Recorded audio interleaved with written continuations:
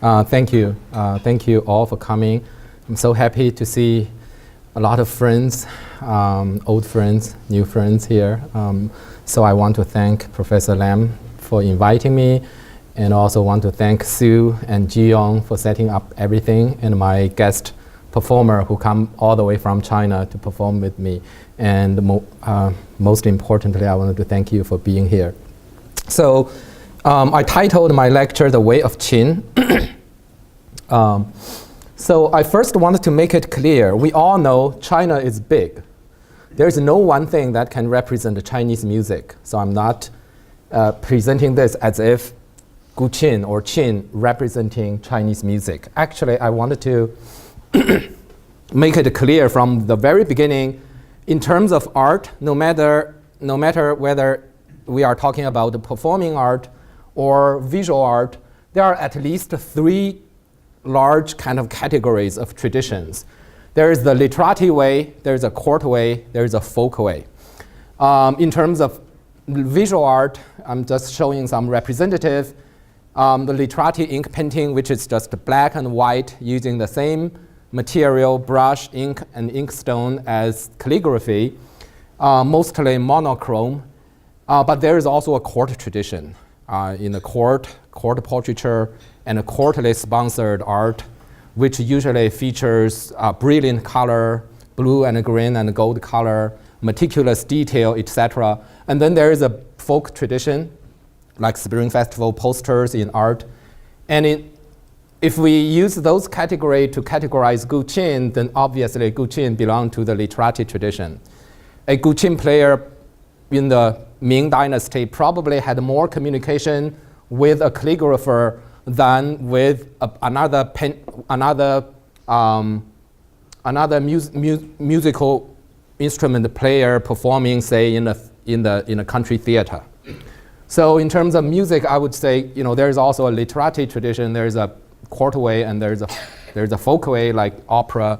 Beijing opera came from that folk tradition instead of from the literati tradition. So I want to just make that clear. So visually, you can see these two different traditions. In terms of our visual art, the literati way, the court way, and the folk way are quite different.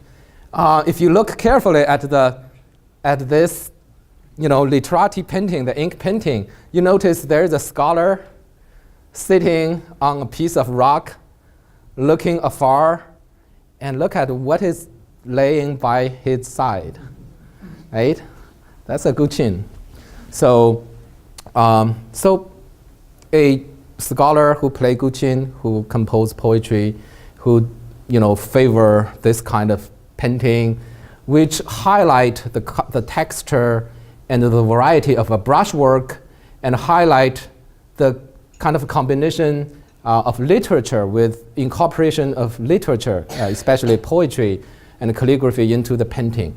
And that is the kind of cultural and social environment giving rise to this kind of painting as well as guqin as a musical tradition. So we might say a Beijing opera performer would have more connection with something like that. And then, of course, there's a court way. Here today, we don't have enough time to elaborate on that. The court tradition usually, they borrow from either side, but they had their own way of doing things for the rich and the powerful. So even the same subject matter in the three different ways are quite obvious, their difference. The literati way, in this case, both are plant and flower, those motifs. The way the literatis did it with monochrome ink brush combining with literature and calligraphy, while the folk tradition, and there is also a court way of expressing excuse me, the same thing. Now we can start looking at the Qin, so we know it does not necessarily represent the entirety of Chinese music, but represent one type of Chinese music. And there is a huge advantage for this type of Chinese music. That is, these Qin music were nurtured by person who can write and read. This is a big advantage because, say, those literati instruments, those folk instruments, a lot of the performers and practitioners, they were not able to read in the old days. Usually, say the suona, those instruments are usually played during wedding, during funeral, procession, and those were played by a person who traditionally didn't read and didn't write. So even though they had just as rich historical musical achievement, unfortunately, the practitioner didn't record them. So that is a big difference in guqin. Guqin were played by the scholars, the wenren, or the scholar officials. So this person can write books. So as a result, we have a lot of books on guqin. We have numerous poetries composed about it, and we also have tons of scores from, especially since the early Ming Dynasty. So this is the basic construction of qin. It is the qin as an instrument reflects the literati view on the universe, reflect their worldview. Its construction, excuse me, is supposed to incorporate heaven, earth, and the human world. For those of you who are familiar with Chinese culture, you know there's the three worthies: the heaven, earth, and the human world. The heaven is the supreme yang, the earth is the supreme yin, and the human world is the production of like the interaction of these two primordial forces. So, for example,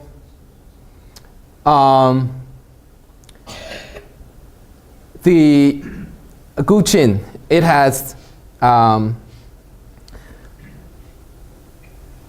a surface board, and there is also a flat lower board. The flat lower board is flat, and the surface board is curved. So according to the traditional Chinese philosophy, this curved board represents heaven because it's round. In China, we call the heaven is circle, and the earth is square. So basically, this is, you call it the yang side, and this is the yin side. So you have the curved yang side, you have the flat yin side. And they are literally yin and yang because you put it there, you receive sunshine this side, and that one is shadow, right? You have that literal yin and yang. But that's just one aspect. Everything was trying to kind of delineate that, try to incorporate as much Chinese thinking and philosophical category as possible. For example, in the back, there are two sound boxes, and these sound boxes, one is 8 inches and symbolic about the 8 directions: north, south, east, west, and northeast, southeast, etc. So meant to have a small kind of cosmological model built into guqin. And then this one, by the way, this is called the dragon pond. And that is called the phoenix pond, long shi and feng zhao. So that, again, supreme yin and yang symbols. So the dragon pond is 8 inches, representing, these are all according to the old books, representing the 8 directions. And the phoenix pond is 4 inches long and representing the 4 seasons. So you have time and you have space, right? That's supposed to represent.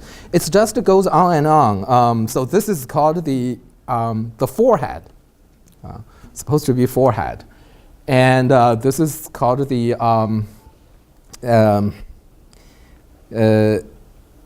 so here we also have the phoenix wings, and this is called the the wild geese food, etc. So all those traditional cultural images are, they basically name everything according to the Chinese philosophy, and the strings as well. So they represent the 5 basic elements according to Taoism: the earth, earth, metal, fire, 金木水, water, and wood. Yeah, so 5 elements. But he said, it's the 7, right? Originally there were 5. So originally there were 5, and it was said that King Wen of Zhou added 1, and King Wu of Zhou, when he conquered the Shang Dynasty, he feels so comfortable, he feels so confident, he added another.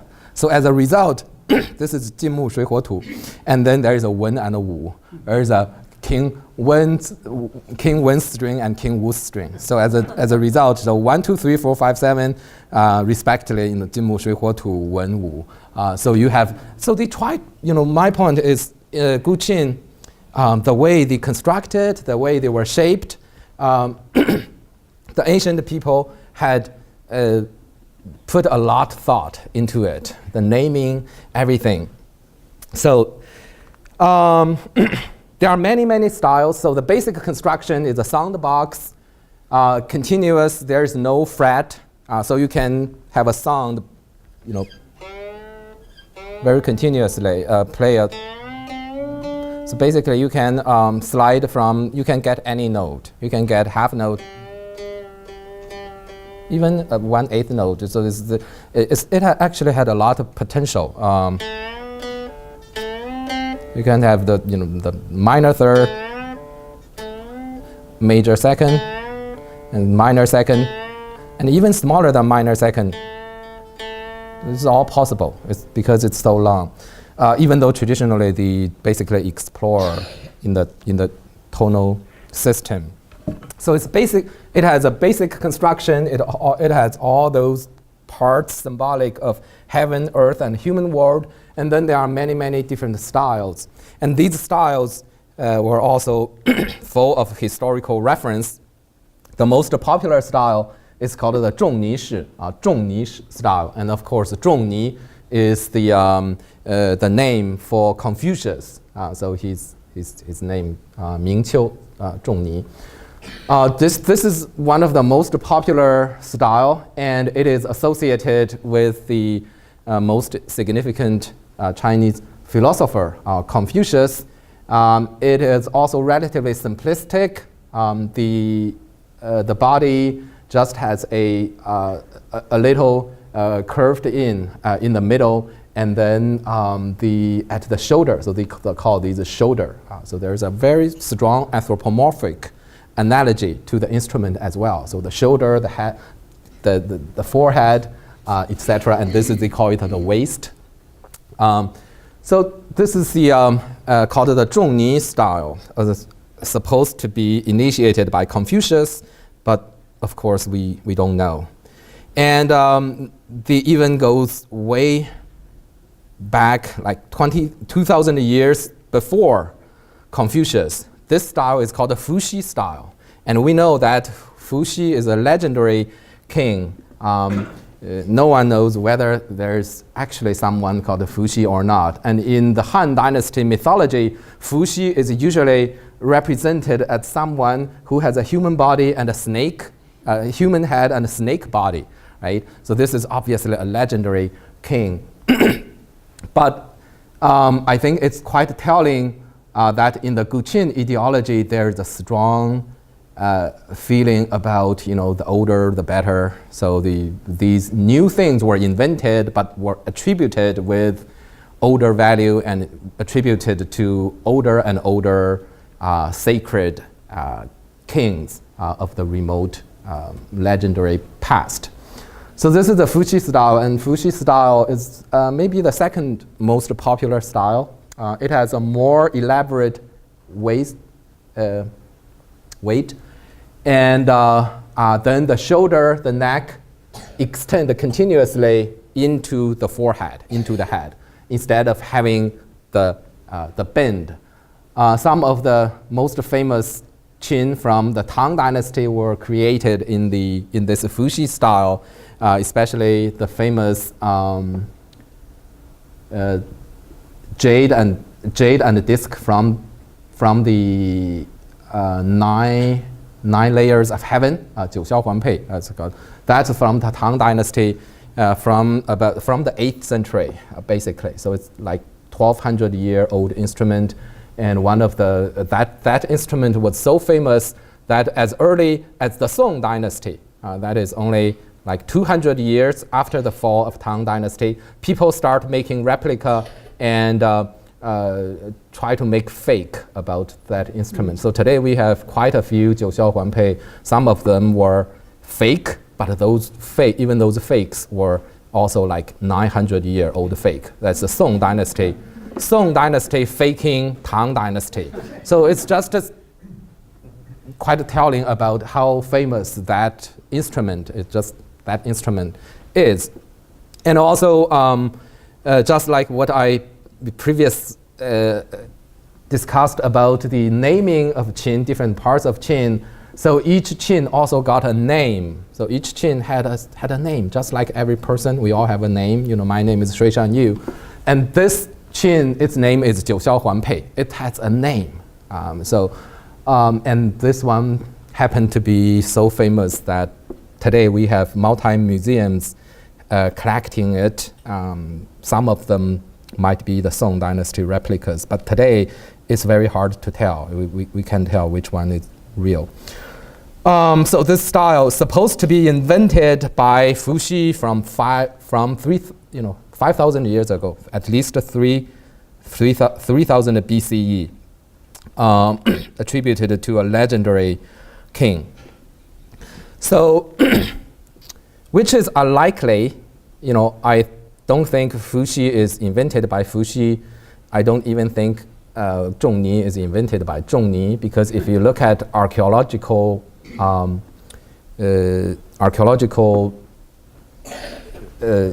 discoveries, you notice that Qin actually, in terms of construction, had been changing until just before Tang Dynasty. For example, this is an instrument, and most scholars believe this is a prototype of Qin. This is the ancestor of Qin, and probably Confucius was playing something closer to this instrument rather than the Qin we play today. This is from the famous Ma Wangdui tomb from the Western Han Dynasty, about 180 BCE, and it got a continuous board, but the board had some grooves carved on the surface. So it is not as smooth, as evenly writing in terms of its slope. So you probably cannot play just like the Qin today. So this is a Han Dynasty. It also got 7 strings, but the sound box is only half the body, not the entire body. So it's unlike today's Qin. You know, we have a full body as sound box. So the Han Dynasty Qin it seems like it's only half of the body is the resonating sound box, and then the wild geese leg or wild geese feet there's only 1 instead of 2, and it is located outside the sound box. But the earliest visual image, these are Han Dynasty sculptures, tomb figures, and we found a lot of Qin playing figures, clay figure, terracotta figure. They are too brief to tell the exact shape of the instrument, but based on the way their hands are positioned, it seems like they were playing Qin. But since the image was so simplistic, it's very hard to tell whether it is closer to today's Qin or is closer to the archaeologically discovered Qin from the Western Han Dynasty. By the way, this is from Western Han Dynasty, which is from the year 202 BCE to the year 8 CE. And then Eastern Han Dynasty from the year 25 to the year 220 CE. So most of these figures were from Eastern Han. So they were not contemporary. They were about like 200 years off. Those archaeologically discovered Qins were like 100 or 200 years older than these figures. But then the earliest kind of a Qin image that looks very close, actually, I would say it's already the same as the Qin we play today, came around the 4th century, which is during the age of disunion, during the Eastern Jin dynasty. So this one is called the Seven Worthies of the bamboo graph. From this carving, it's a tomb carving, but it illustrates the seven worthies, the seven literati, scholar, poet, philosopher, artist, who were especially famous for their ability of drinking alcohol. They drink alcohol, they got drunk, and they also take drugs. They take drugs, and then a lot of those drugs were made of mercury, and then when they take those mercury drug, it make them feel high, and they need to walk, and they feel heat, they take off their clothes, and they need to walk. So they are eccentrics, basically, and then they compose great poetry, just like today's rock star, they compose their best song after they take drugs, something like that. So these people, for some reason, during this age of disunion, when Confucian values had been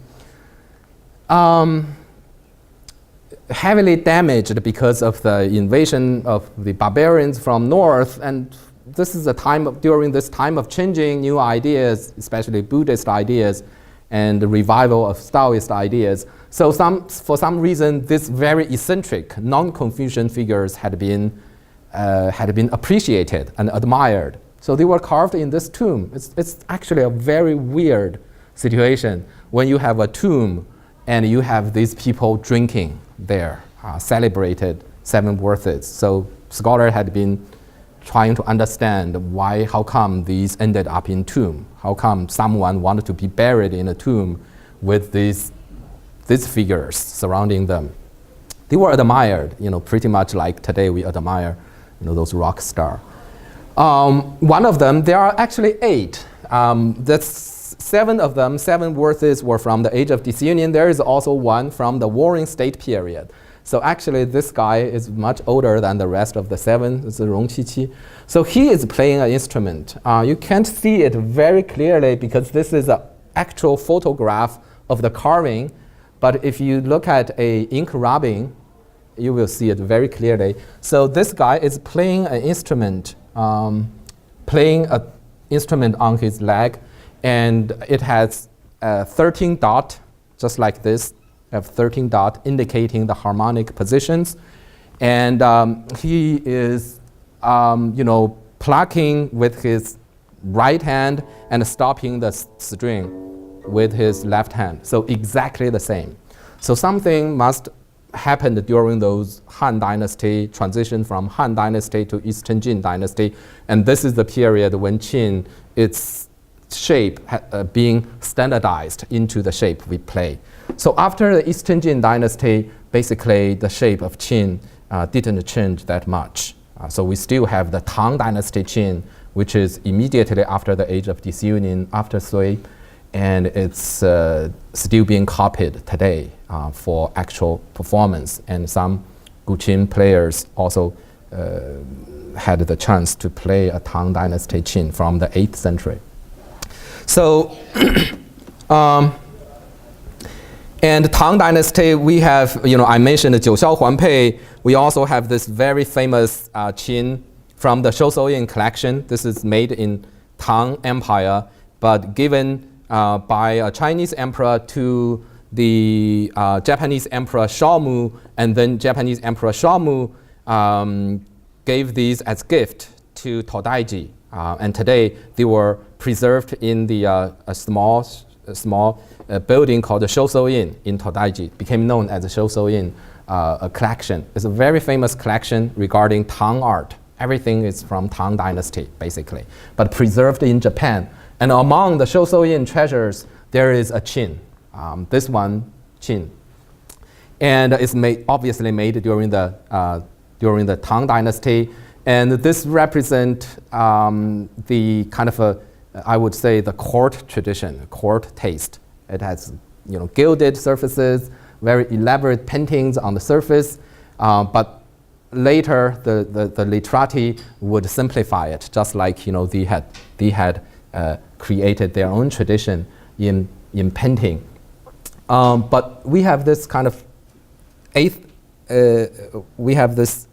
century or earlier that is almost exactly the same as a Qin today. You got this kind of 8 inches dragon's pond and 4 inches phoenix pond, etc. You have the shoulder, so everything is the same as today. So it's quite safe to say from the Eastern Jin dynasty to Tang dynasty, this is a period when guqin is standardized, when we acquire the shape, we still make the way Qin it is today.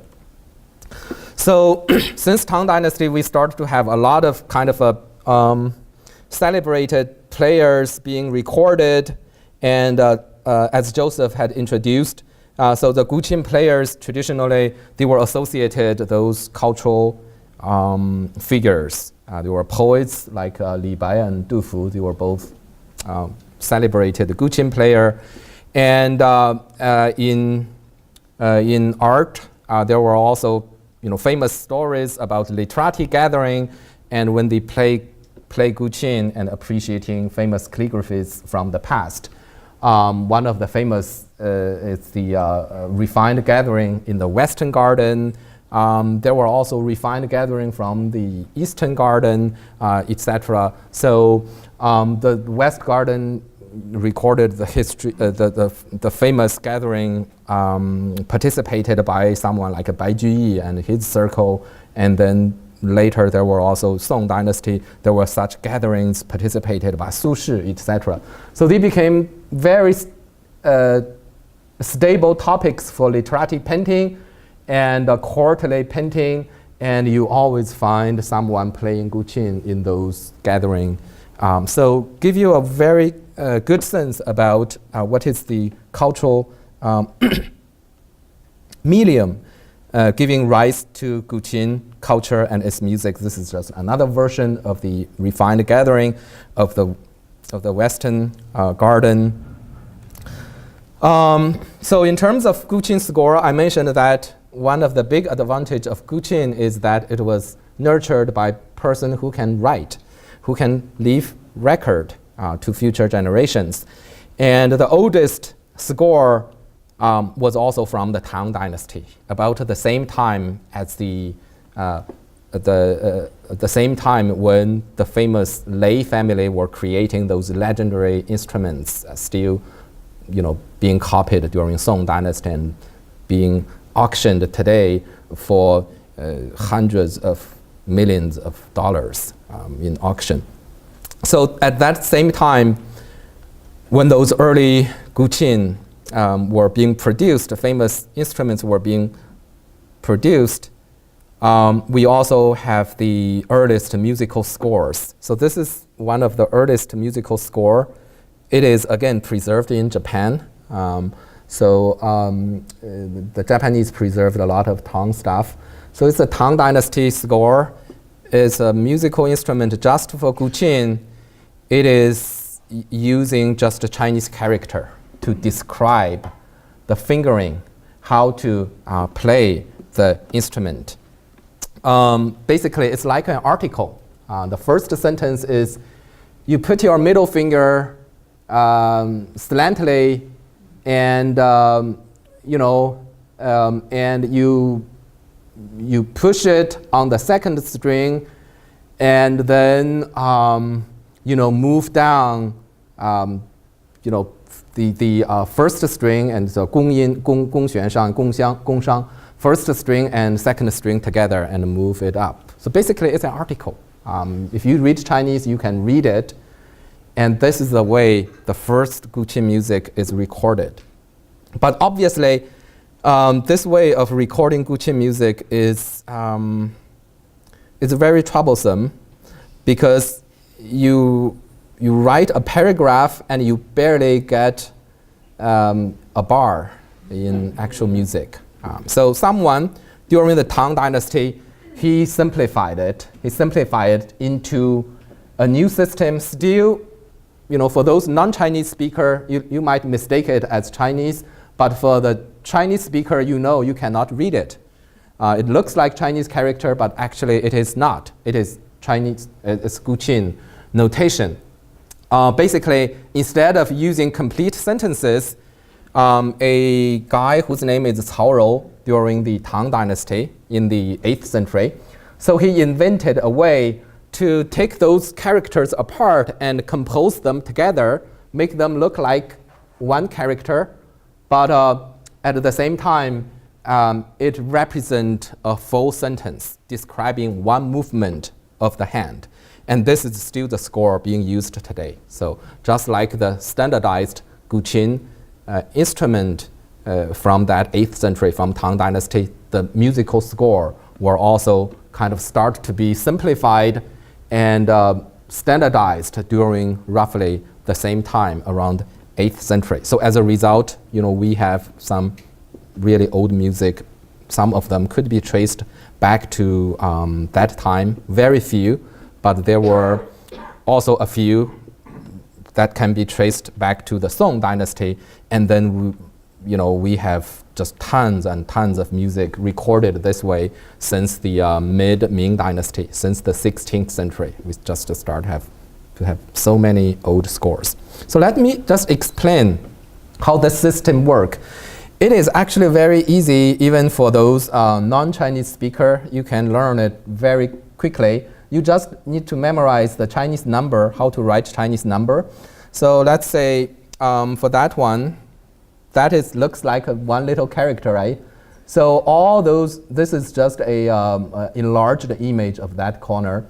So the fingerings were recorded in those character-like. Do we have a laser pointer or something? No, that's okay. So you notice there is an upper half and a lower half. So the upper half tells you what to do with your left hand. So you just imagine each of this fake Chinese character.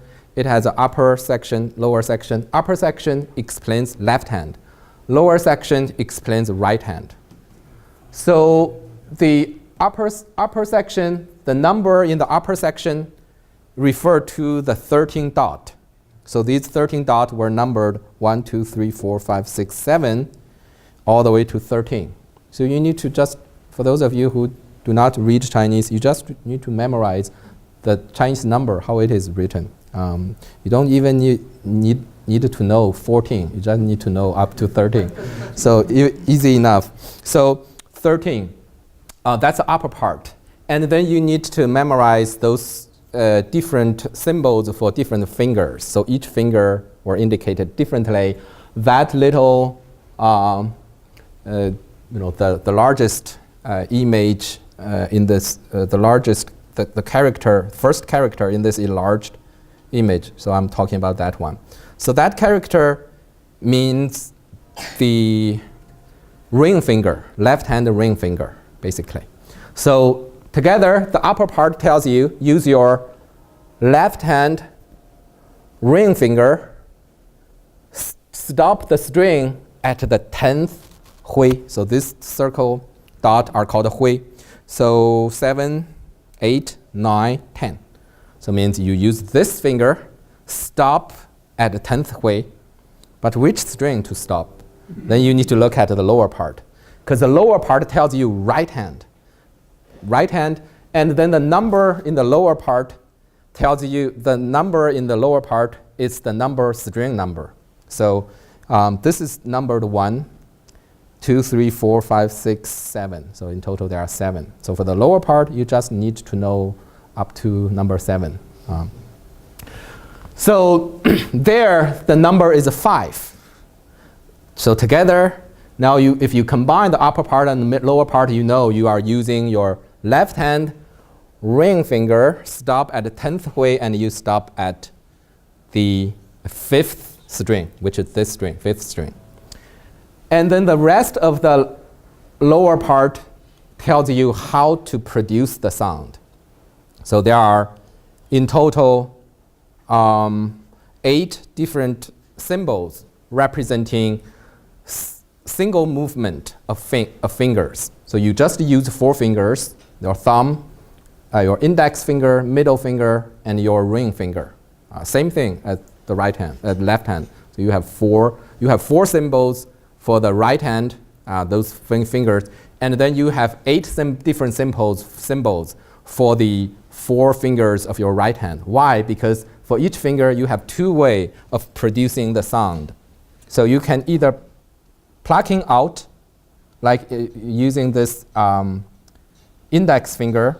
So you are plucking out, going that way, from curve to straight, basically, from curve to straight. That's one movement.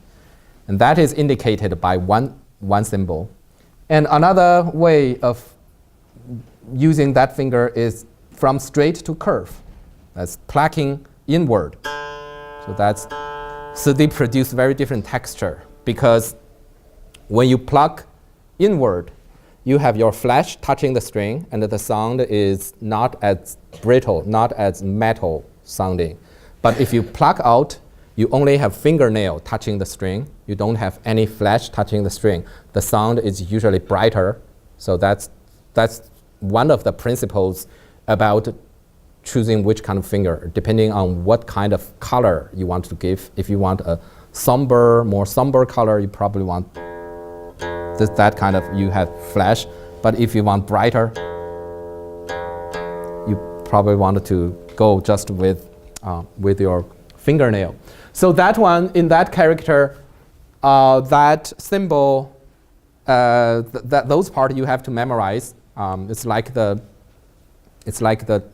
all the alphabet you need to learn in order to learn English.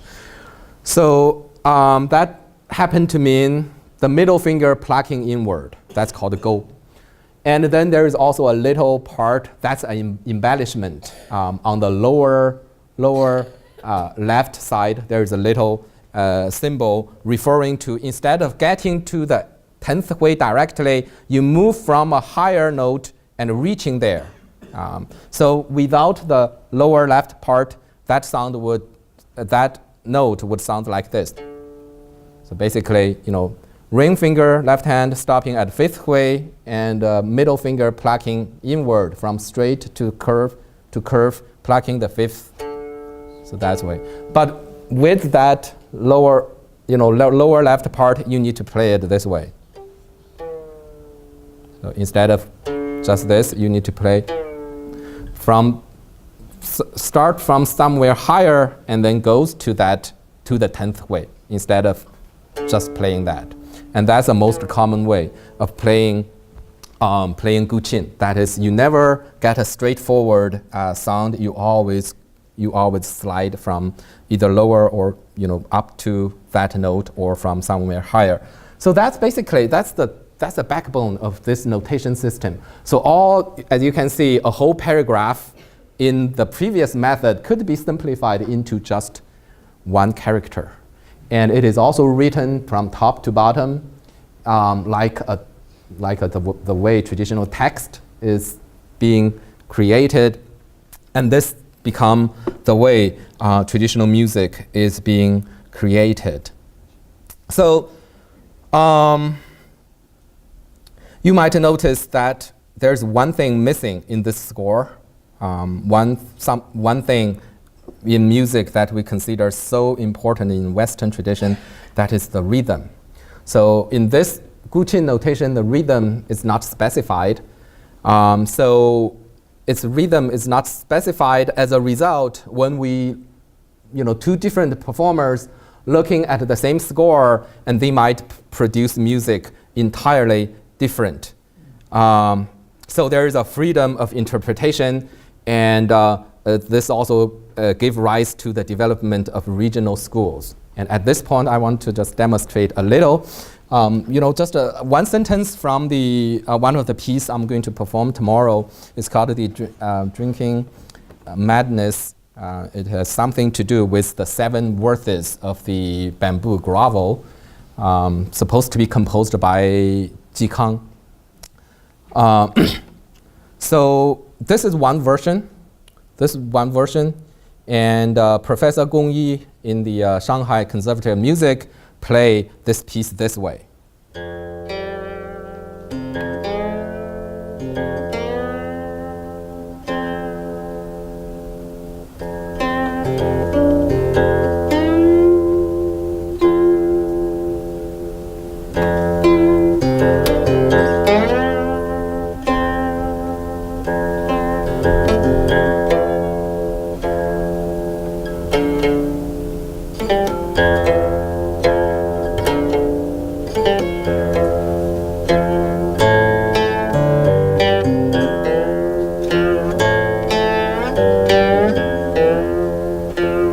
So just one sentence. And now let me demonstrate another person, also a very famous 20th century Yao Bingyan. And this is the way Yao Bingyan play the same piece. They were looking at exactly the same score, but look at how Yao Bingyan play it.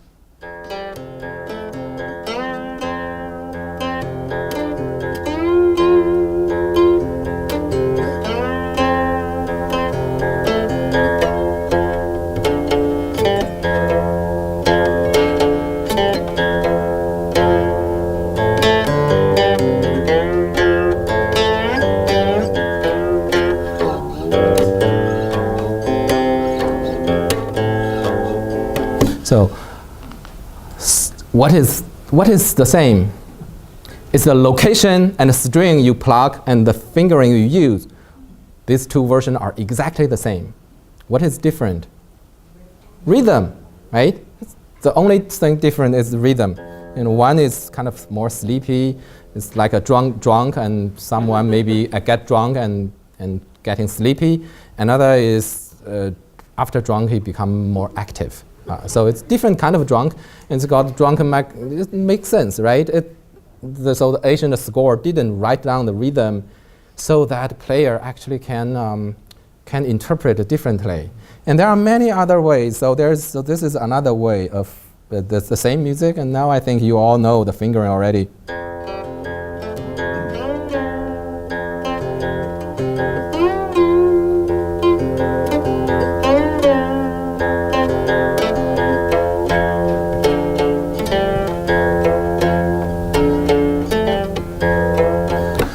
Again, right? Same fingering, same way to stop, same place, same string to plug. The only different thing is rhythm. So the rhythm is not written down. It doesn't mean that whoever write down that play that music without any rhythm. It's any music need to have rhythm. It's simply not written down, and by not specifying it, then it opens up all kind of possibility for different person to try. So I think that's a beauty of this musical score. Something seems so fundamental. Something seems so fundamental for music, but not by neglecting, by leaving it out in the musical score. It opened up the space for freedom interpretation, and this is also why we have different schools. So we have those guest player. They were from Meian school, and they play these pieces in their way.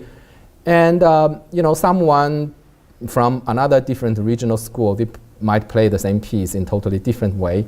And one of the main reason for the possibility of that kind of blooming of regional diversity is the way music is written. The rhythm is not specified.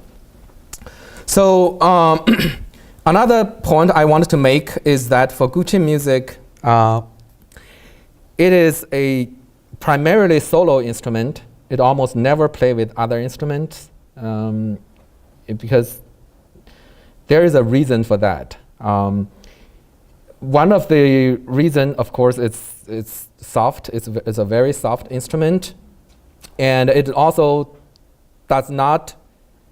On one hand, I'm trying to think about why this score continued to be used for so long, and today we still rely on this fingering score called in Western music, it is called tablature, but I always refuse to use any Western term to analyze Chinese. I won't call it tablature at all, because it reminded me just guitar, you know, you have those, right? It's not written like an article. So I wouldn't even call the guqin score tablature. It's a jianzipu. That's the best way to describe it. I'm trying to understand why we still rely on that. You know, in addition to all those benefits like flexibility, creating diversified style, another thing is the instrument, the nature of the instrument itself.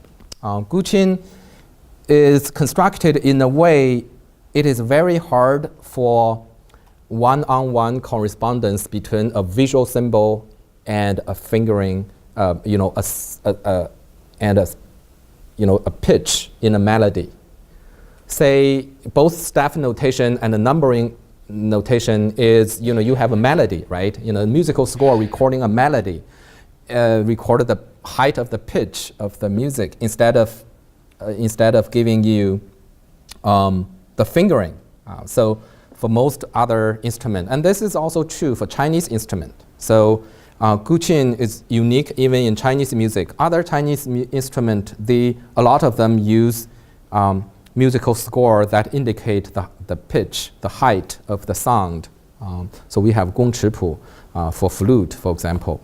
But why guqin didn't change? Why guqin continued to indicate the fingering? I think one of the reasons is because if you have indicate a pitch, there are at least 7 different ways to play on this instrument.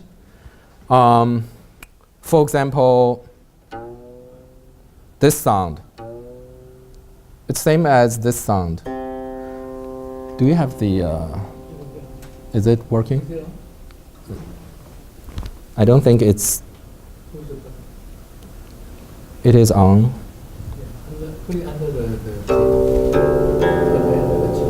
Closer? Oh.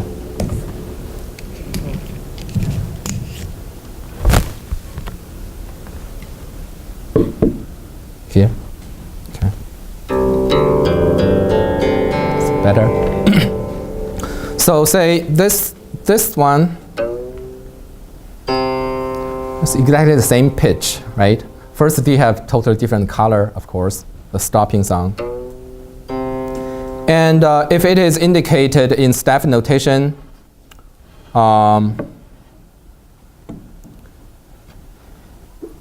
then you can play it here, but you can also play it here. Or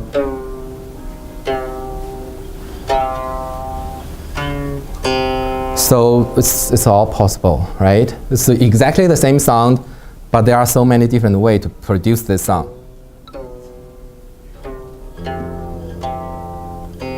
So they are all the same sound. So in another word, if only melody is indicated, you have no idea how to produce that sound. And for some other, other instrument has the same problem, but the problem is not that fatal as guqin. For example, for violin, you also have 4 strings. You need to figure out which string you want to play, but 4th string is less than 7. And also violin, the strings are so short, you can have just one hand without moving it, and you can control a lot of different notes. But for guqin, you can't. If you play it at a wrong place, you might not be able to keep playing because it's so long. Say you have to play the previous note down there, and then next one you have to play it right here, and you make a mistake. It might make more sense to play the same note up here in the lower string instead of down there on a higher string. So if you make a mistake, you won't be able to make shift as fast as violin or cello because its string is so long. You need to move your hand up and down to find the note. So I think there are 2 reasons. One reason is the specific physical feature of the instrument that does not allow does not encourage recording music simply in melody, because then you have that difficulty in finding it on the strings. To figure out possibility, among those 7 possibilities, figure out which one is the best for the for continuing the playing.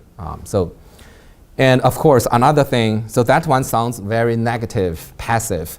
And then of course, there's another aspect that that is specifying fingering is very important, because it specifies what I call the texture, Chinese called the 质感. When we talk about the texture in Western music, we usually refer to multi-volume, the weaving of melody. But here, I would argue that for guqin, just like Chinese ink painting, you don't change color, you just have one instrument, but you are meant to create texture just with black and white, instead of creating texture in the Western musical tradition that is like the Baroque weaving of different melody.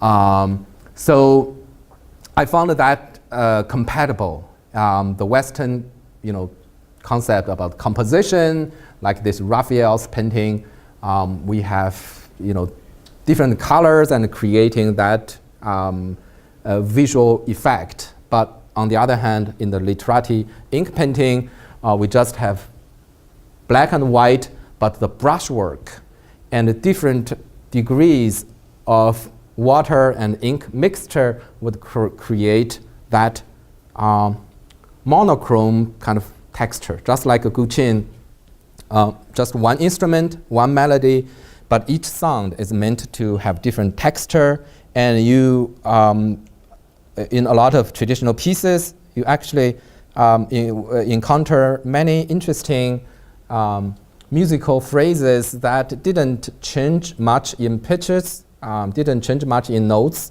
Say, a whole section of music might be written just in note C, high C, low C, and high C, low C, that kind of thing. Why? But then when you look at the musical score, you notice you need to play the same C at a different location.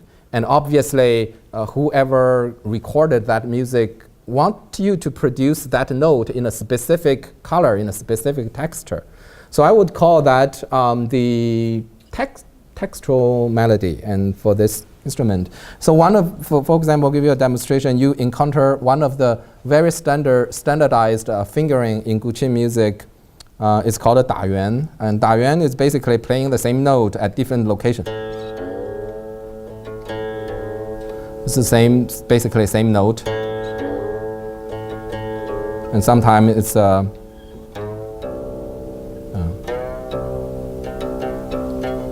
again, it's the same note, right? So it's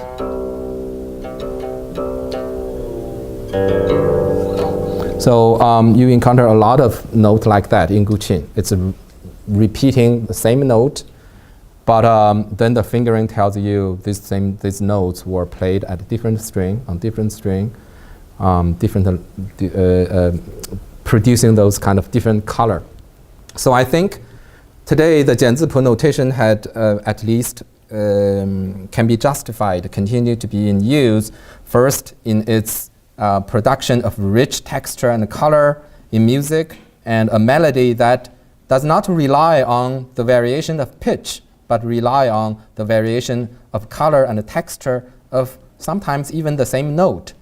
Some guqin music, it sounds very interesting on guqin, but if you play it on another instrument, it sounds just awful. It doesn't make sense. One of the reasons is when you translate it into another instrument, you lose that variation of texture. You say you play the same note at the same place, but on guqin, actually you play the same note on very different places at different strings, and you produce those interesting color.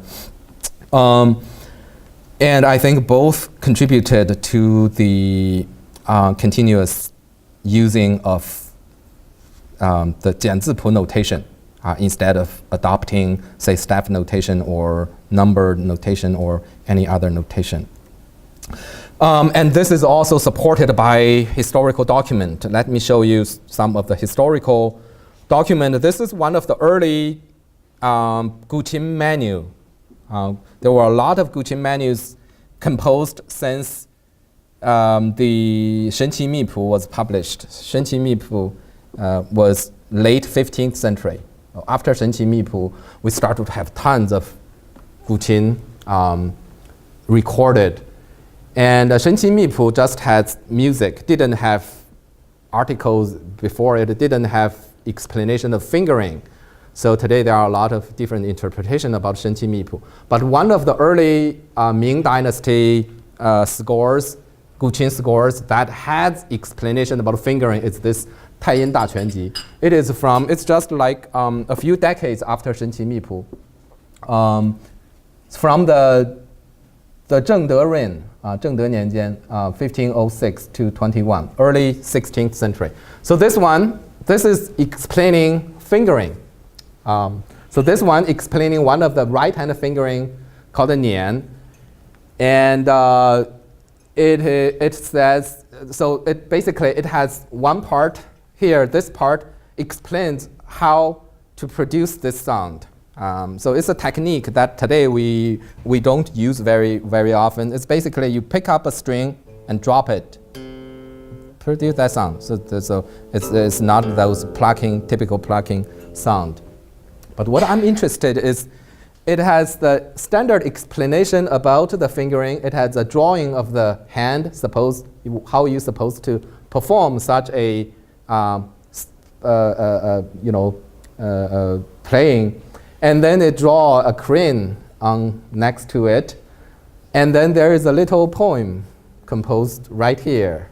And for those of you who read classical Chinese, you know it almost has nothing to do with music or guqin. It is talking about, the crane. It's standing there and, about to fly, and then it make a cry and awakens people, and that sound is sad, and etc. and etc. So it's basically it's a poem, and it's called 信乐. So. In Tywin Daquanji, it's all the fingerings were explained in this way, basically. So you have the image compared to the hand, graceful hand position, and then there is a straightforward explanation of technique, and there's a poem describing. Actually, I don't know exactly how to make the connection. Frankly speaking, I don't think anyone. It might have something to do with the sound. Is it have something to do with the sound it produces, or with the way your hand look? It's ambiguous. It's not clear at all what it is exactly explaining. But one thing is for sure. So it seems that during early Ming Dynasty, the guqin player, they really pay attention to this fingering a lot. It is not only producing the sound, producing the musical note. It is also the gesture. It's the feeling it evoke, and maybe it is both the sound and the choreography of your hand gesture, and maybe it is the combination of all these. And then in late 16th century, we find simplification. This one from 1585, 重修真传琴谱. It's from the Wanli reign, toward the late Ming Dynasty. So here we find, again, the hand drawing. We also have that little simplified kind of a verse explaining the meaning of this fingering. It has images, and it has simplified description. It seems that late Ming Dynasty is a time of transition, because at the same time we have other books published in late Ming Dynasty. This one is from 1590. Again, this one is like the early 16th century menu. It has everything, and it also has the hand, the image, a korean again, and here a straightforward explanation of the fingering, and here we have a poem. And this poem is exactly the same as the previous one. However, look at that. The poem is the same as that one, but it is describing a totally different fingering. This is you see, pi tuo. So this is not in nian anymore, right? The same poem, same image. The previous is telling you, you play this, and this one is telling you play that. You play your thumb finger. So, so obviously, I think no wonder I didn't know what it is talking about. It is just, it's basically, it seems that ancient people, they like this fingering, they like this, the image, put them together, and they just associated them.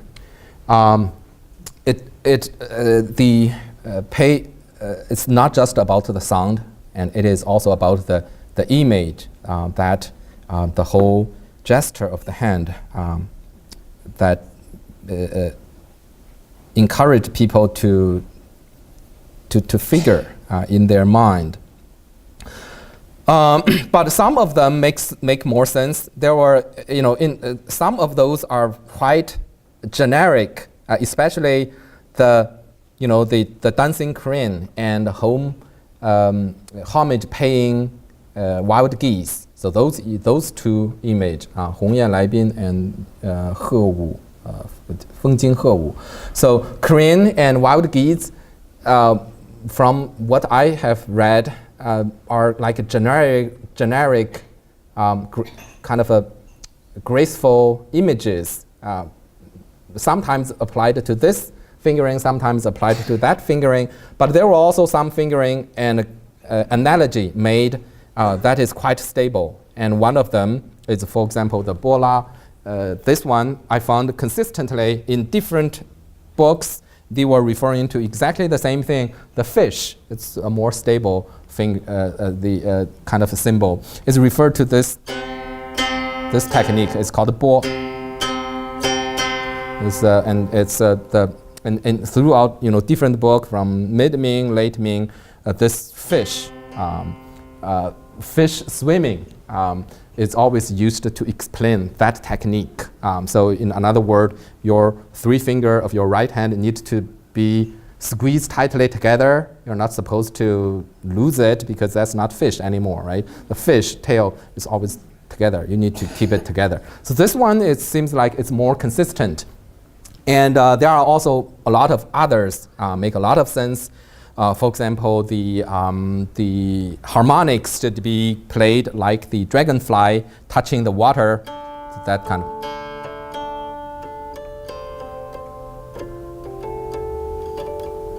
This kind of the left hand. So that one is also quite consistent. Yeah, I'm sorry. Let me just, I think I make my point quite clear.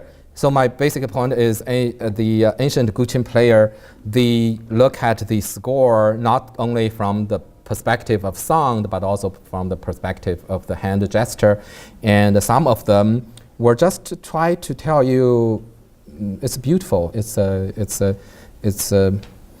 melancholy and sad, but some of them are more technical. And then finally, if during the late Ming Dynasty, we still have that mixture. Some of them explain everything, some of them are simplified. The Qing Dynasty, almost consistently, it's simplified. We found those poetry disappeared from the Qing Dynasty scores. Usually it's just an image, and sometimes explains, very brief explanation. Those graceful crane and those were not reproduced. It seems like during the Qing Dynasty there was a transition. There was a kind of simplifying, especially in terms of right hand technique. There were a lot more right hand fingering symbols in Qing Dynasty scores than in Ming Dynasty. Ming Dynasty there are a lot more right hand symbols, and the Qing Dynasty the right hand symbols were reduced, but the left hand symbol start to be developed. So it seems like from Ming to Qing, there is a transition of focus from right hand to the left hand. So that's also why some guqin scholar would say the ancient melody, if you they tell, oh, that is an ancient melody because it has more plucking than moving hand, that 所谓的声多韵少. And then, this is the later because 韵多声少. So early music, 声多韵少. Late music, 韵多声少. So it's from the score, it seems that is the case. Ming Dynasty, you have more plucking, that is, you producing those sound. But then later one, Qing Dynasty, especially the Republican period, you find those guqin masters sometimes a moving hand.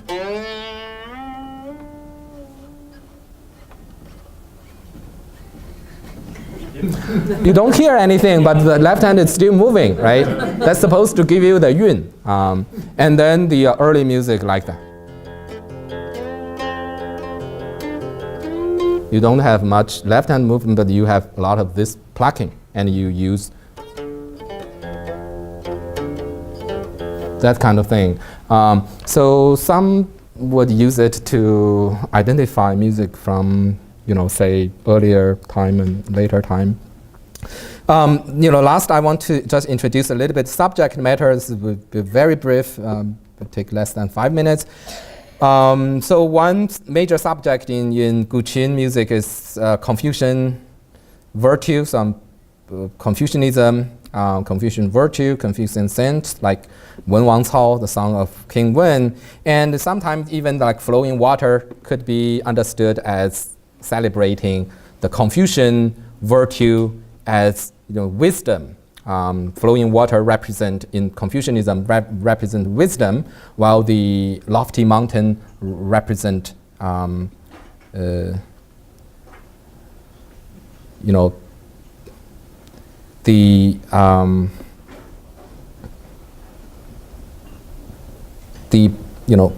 banal intention, that virtue. So the could be situated in the Confucian system. And of course, there's a lot of also like the Taoist and about nature is another major subject, and especially the Hermetic tradition, wild geese descending on the beach. It's from the 8 famous scenes of the Xiao and Xiang River. There were a series of painting with the same title, painted by literati painters who probably also play guqin. And also the drunkard or drunken madness sometimes is also grouped with under the Taoist genre, because those immortals, drunk immortals, as well as the 7 Worthies of the bamboo grovel. Sometimes they were all influenced by Taoist thinking during the Age of Disunion, the Yellow Emperor, and the Taoist philosophy during that period. And Buddhism, there were Buddhist songs as well, like the Puan Sutra chanting, and there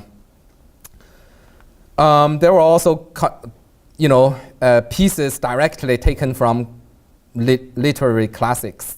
Like the Returning After Resigning, or the Sorrow of Changmen Palace, which is based on the Han Dynasty prose.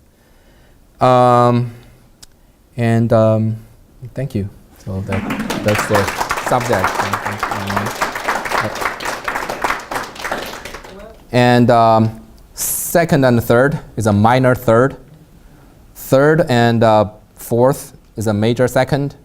Fourth, fifth is also a major second, and then the 5 and 6 minor third, 6 and 7 major second. So sol la do re mi sol la, that kind of relationship. Sol la do re mi sol la. That's one of the most popular tuning for a lot of pieces. So in order to play a piece, you first need to know which tuning you are using. But then you can also tune it into a different way. So this is one of the most popular tuning. So it's rough. It's I tune it. It's the C D F G A C D. So sol la do re mi sol la. But then another tuning.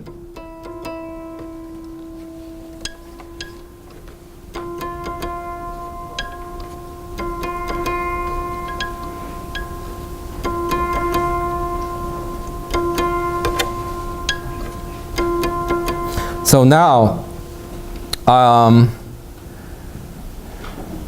this is no longer A.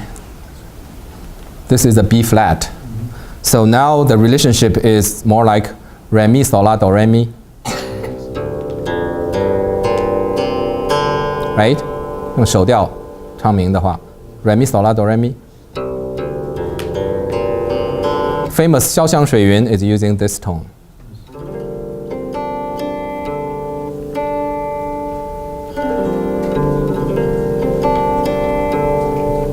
So that's you using re mi sol la do re mi. So unlike violin or cello, you know, it's always G D A E. Guqin it's not. It's not always G D A E. It's you can change. And the first thing you play a score is to do some research, and this is why guqin had to be played by scholar. Because when you get a piece of music, you have no idea what is its tuning, and traditionally the terminology were not consistent. So you got a piece of music, say you don't have the earlier chapters explaining everything, it's just from a antique market, you got a few pages of music, you can't play it, you need to do research. You first need to do research, maybe which is the closest deciphered score is related to this, or do some research which school that this score belong to, and then you go to their book and find out their terminology, and sometimes their terminology does not match. That including naming the way string arrangement. Sometimes in one school they use the qingshangdiao to name this kind of string. And in another school, they use another word to describe the same thing. And if you don't do research, you have no idea how it's tuned.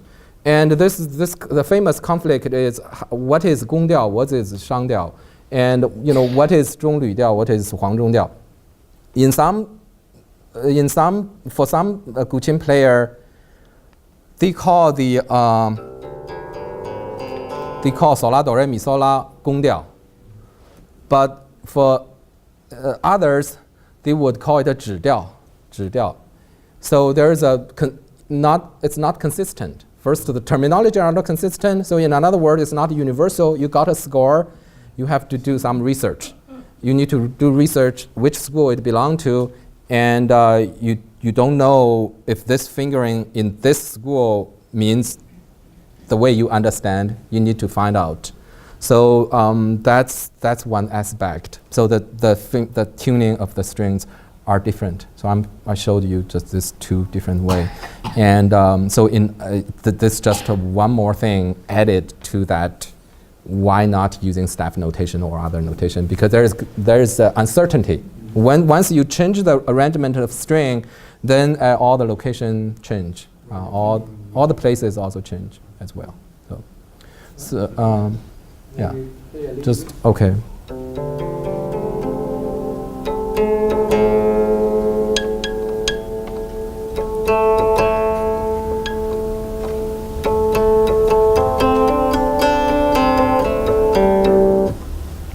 To play a short piece, 秋风词吧，